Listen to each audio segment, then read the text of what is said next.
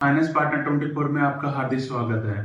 आज हम ये बताएंगे कि ओल्ड टैक्स रेजिम और न्यू टैक्स रेजिम में क्या डिफरेंसेस है। ओल्ड टैक्स रेजिम में हमें 4 स्लैब मिलती हैं, 0%, 5%, 20% और 30%। न्यू टैक्स रेजिम में हमें 6 स्लैब मिलती हैं इनकम टैक्स की, 0%, 5%, 10%, 15%, 20% एंड 30%।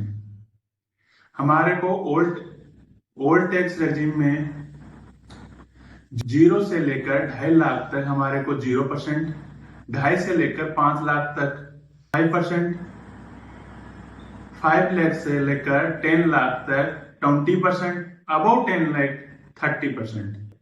न्यू टैक्स रेजिम में 0 से लेकर 3 लाख तक 0%, 3 लाख से 7 लाख तक 5%, 7 लाख से 10 लाख तक 10%, 10 लाख से 12 लाख तक 15%, 12 लाख से लेकर 15 लाख तक 20%, अबव 15 लाख से तो 30% टैक्स स्लैब होती है हमारी। हमारे को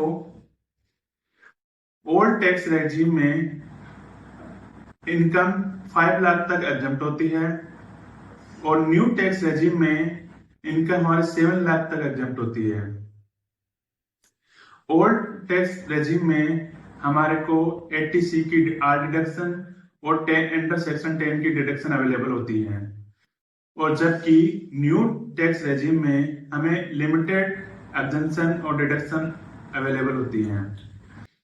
ओल्ड टैक्स रेजिम में हमें को टैक्स प्लानिंग और एग्जम्पशन के लिए इन्वेस्टमेंट की जरूरत होती है, जबकि न्यू में हमारे को कम टैक्स प्लानिंग करनी पड़ती है और कम इन्वेस्टमेंट की जरूरत होती है। इसी के साथ वीडियो को यहीं पर पूर्ण विराम दें।